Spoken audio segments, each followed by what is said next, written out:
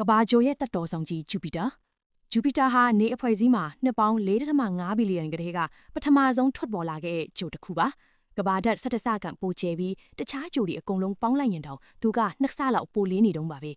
ဒါပေမဲ့ထူးဆန်းတာကသူ့မှာခြေချစရာမြေကြီးရှိမနေပါဘူးသူဟာဟိုက်ဒရိုဂျင်နဲ့ဟီလီယမ်ထန်ငွေ့တွေနဲ့ပဲဖွဲ့စည်းထားတဲ့ gas giant ကြီးပါခမားသားအထဲကိုဝင်သွားမိရင်မြေပြင်ကိုရှာမတွေ့ပဲအဆုံးမရှိတဲ့ထန်ငွေ့သမှုတရားကြီးတဲ့နစ်ဝင်သွားမှာပါ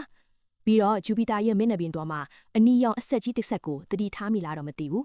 ဒီအနီဆက်ဟာနှစ်ပေါင်း300ကျော်ကြာတဲ့အထိမရက်မနာတိုက်ခတ်နေတဲ့ Great Red Spot ဆိုတဲ့အင်မတန်ကြောက်စရာကောင်းတဲ့မုန်တိုင်းကြီးပါ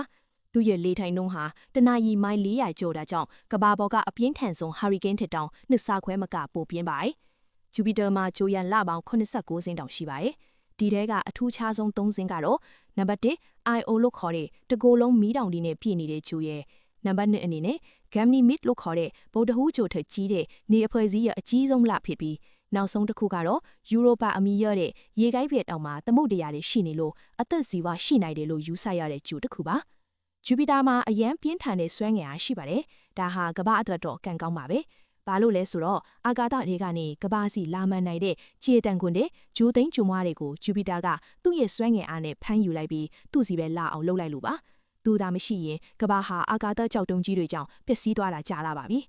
အချုပ်ပြောရရင်ဂျူပီတာဟာနေအဖွဲ့အစည်းရဲ့ပထမဆုံးဂျိုဖြစ်တယ်လို့အင်အားအကြီးဆုံးနဲ့ကျွန်ုပ်တို့ကမ္ဘာမြေကိုဘေးရန်ကနေကာကွယ်ပေးထားတဲ့အကာအကွယ်ပေးသူတက်တော်ဆောင်လည်းဖြစ်ပါတော့တယ်သိချင်တဲ့အကြောင်းအရာရှိရင်လည်း comment မှာရေးခဲ့လို့ရပါတယ်အဆုံးထိကြည့်ပေးလို့ကျေးဇူးပါ